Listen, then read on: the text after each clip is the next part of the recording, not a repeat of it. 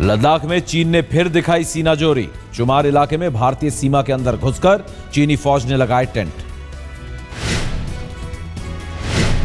चीन की peoples liberation army ने इलाके में लगाए 7 टेंट। चीनी फौज की तरफ से अब तक पीछे हटने का नहीं मिला है कोई संकेत। भारतीय सेना की चेतावनी के बावजूद चीनी फौज ने लगाए टेंट। टेंट में चीन के करीब 100 सैनिकों की मौजूदगी। भारत की रणनीति से अहम पॉइंट्स 30 आर पोस्ट पर चीनी फौज ने लगाए टेंट। चीनी सैनिकों के लिए हेलीकॉप्टर से फूड पैकेट गिराते भी देखा गया। रविवार को गाड़ियों में सवार होकर आए सभी चीनी सैनिक भारतीय सेना की चेतावनी के बाद भी सभी भारतीय सीमा में घुसे। महाराष्ट्र में सीटों को लेकर बीजेपी शिवसेना में विवाद जारी। बीजेपी संसदीय बोर्ड ने अमित शाह को गठबंधन और उम्मीदवारों पर फैसला लेने का दिया अधिकार। बीजेपी चुनाव समिति की बैठक में 135 से 140 सीटों पर हुई चर्चा। बीजेपी ने 120 उम्मीदवारों के नाम पर लगाई मुहर। बैठक में सभी 288 सीटों पर लड़ने की संभावनाओं पर भी हुई चर्चा। बीजेपी चुनाव समिति की बैठक में प्रधानमंत्री नरेंद्र मोदी भी मौजूद। सूत्रों के मुताबिक पार्टी के कई बड़े नेता गठबंधन को बचाए रखने के पक्ष में। महाराष्ट्र बीजेपी ने आलाकमान को दिया सुझाव, अगर शिवसेना से सम्मानजनक सीटें नहीं मिलती तो अकेले भी लड़ा जा सकता है चुनाव।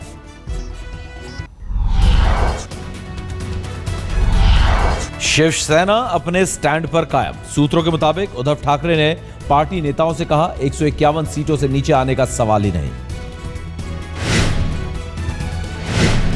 रविवार को मातोश्री में उद्धव ने पार्टी के वरिष्ठ नेताओं के साथ जिला प्रतिनिधियों के साथ की बैठक।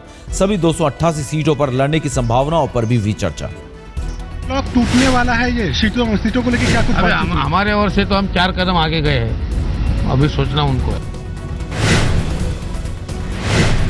बीजेपी शिवसेना में जारी विवाद के बीच स्वाभिमान शेतकरी संगठन और आरएसपी ने दी धमकी। कहा 1 दिन के भीतर निपटाए झगड़ा, नहीं तो विकल्प पर करेंगे विचार। नहीं, कल तक फैसला दोनों दलों का नहीं होता तो कल 1 बजे हम बैठेंगे और जो निर्णय लेना है वो कल हम 1 बजे लेंगे।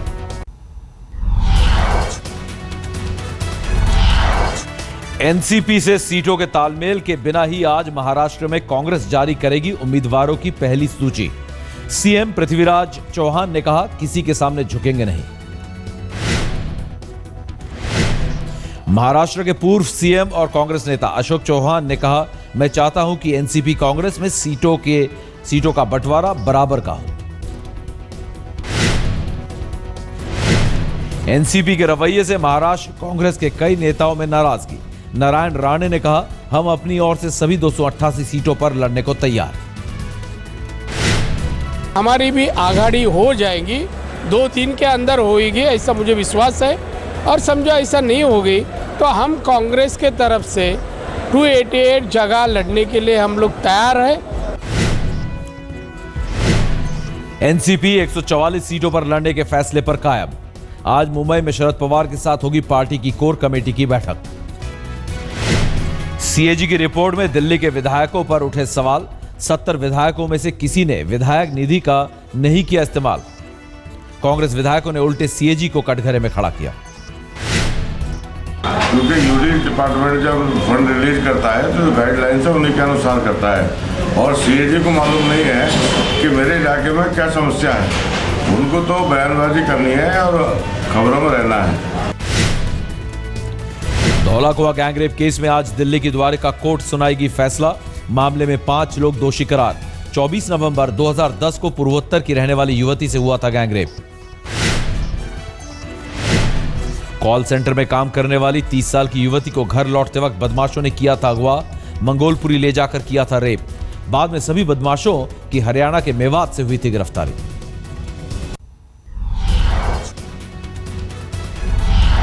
प्रशांत भूषण के खिलाफ सीबीआई की याचिका पर आज सुप्रीम कोर्ट में सुनवाई। कोर्ट ने प्रशांत भूषण से सीलबंद लिफाफे में विसल ब्लोअर का नाम बताने को कहा है। आईएसआई के लिए जासूसी के आरोप में चेन्नई से गिरफ्तार श्रीलंकाई नागरिक अरुण सेल्वराजन की आज स्पेशल कोर्ट में पेशी।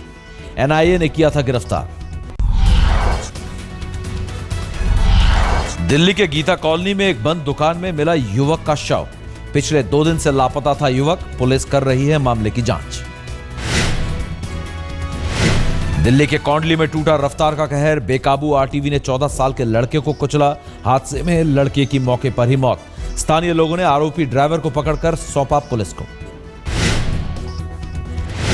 रविवार को दिल्ली में एसएससी की परीक्षा में धांधली को लेकर छात्रों ने एक सेंटर पर जमकर किया बवाल। जमकर की नारेबाजी।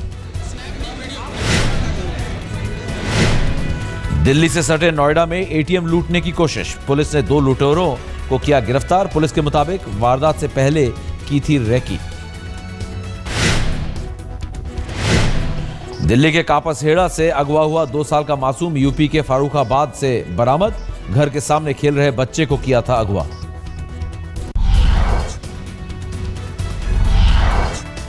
दिल्ली के उत्तम नगर में पानी को लेकर स्थानीय लोगों ने खोला मोर्चा। पानी की सप्लाई नहीं होने के बाद भी लगातार बिल आने से नाराजगी।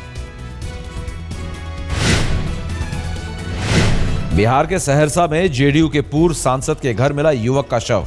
गैराज के बगल के कमरे में रस्सी से लटकी मिली लाश। मृतक पलवल झा केबल ऑपरेटर का काम करता था। घरवालों ने पूर्व सांसद के बॉडीगार्ड पर लगाया हत्या का आरोप। कानपुर देहात में एक पंचायत का अजीबोगरीब फैसला। छेड़खानी की घटना से बचने के लिए लड़कियों को स्कूल नहीं भेजने का सुनाया फरमान। ग्राम प्रधान ने कहा, या तो हमारे गांव में पुलिस चौकी बने या फिर पुलिस स्कूल जाते वक्त लड़कियों की सुरक्षा करे, तभी हम लड़कियों को भेजेंगे स्कूल।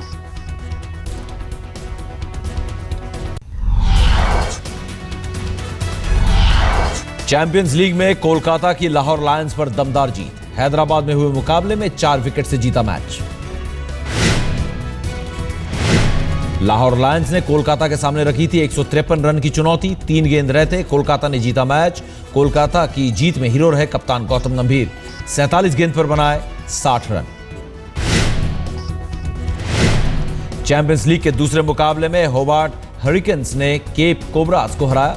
1 ओवर रहते 6 विकेट से जीता मैच। चैंपियंस लीग में आज चेन्नई सुपर किंग्स का डॉल्फिन्स से मुकाबला। बैंगलोर में रात 8 बजे खेला जाएगा मैच। एशियन गेम्स में महिला बैडमिंटन टीम ने रचा इतिहास। टीम इवेंट में कांस्य पदक पर किया कब्जा। 1 गोल्ड के साथ भारत के हिस्से अब तक 4 पदक। अफगानिस्तान में चुनाव के विवादित परिणामों पर गतिरोध खत्म। अशरफ गनी बने देश के नए राष्ट्रपति। विरोधी के साथ साझा करेंगे सत्ता। नए राष्ट्रपति के नाम की घोषणा के बाद काबुल में जश्न। देश के पूर्व वित्त मंत्री रह चुके हैं अशरफ गनी। मौजूदा राष्ट्रपति हामिद करजाई ने दी बधाई।